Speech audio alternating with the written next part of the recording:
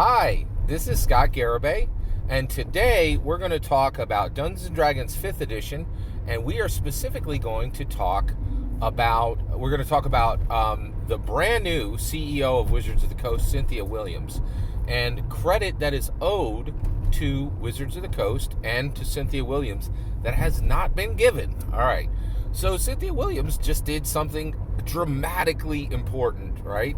And that is she has become she is the first instance when a company that owns a tabletop fantasy role-playing game that is recognizable within the mainstream has had. So the company that owns a prominent tabletop fantasy role-playing game, this has never happened before, but the company that owns that tabletop fantasy role-playing game for the second time in its history has had a female CEO. That has never happened in any company ever, okay? The closest that I'm aware of, right, is Pathfinder. Pathfinder actually had a female CEO, a president of, I think she was the president of Paizo, right?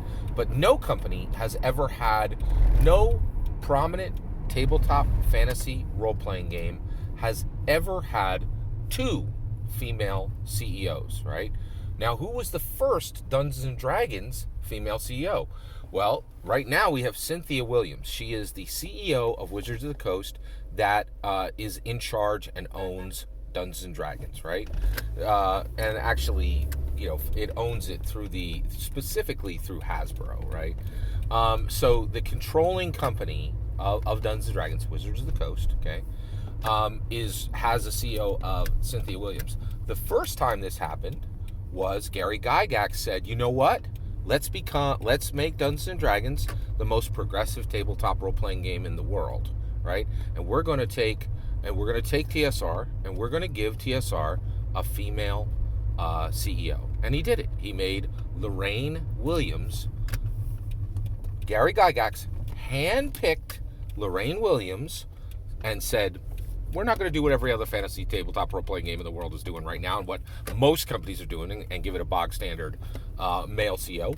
We're going to be progressive and we're going to give an opportunity to a female to be CEO. And he specifically handpicked Lorraine Williams, right? So Gary Gygax chose Lorraine Williams. He then made Dungeons & Dragons the most progressive tabletop fantasy role-playing game in the world by saying our leadership is female, right? Gary did that to make Dungeons & Dragons the most progressive tabletop fantasy role-playing game in the world. And now Hasbro has doubled it.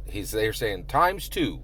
Let's do what Gary did, because Hasbro is aware of Gary, understands that he's the creator, honors him with lots of different ways. Mordenkainen, his creation over Elminster. You never hear Elminster in 5e because Hasbro and Wizards of the Coast are definitely honoring Gary Gygax with a whole host of choices, right? And this is another one. They're like, let's echo Gary and make the controlling company, Wizards of the Coast, let's put them in the position to have a female CEO. Again, making it so that Paizo, who had caught up, is now behind again for progressiveness. And they're way behind, right? So Dungeons & Dragons is the most progressive tabletop fantasy role-playing game in the world. They prove it constantly, and Cynthia Williams putting her in position is absolute proof and points Hasbro's and WotC's dedication right back to Gary Gygax, never forgetting him for a single day. That's my opinion. What do you think? Let me know in the comments below. Please consider liking and subscribing, and have a wonderful millennium.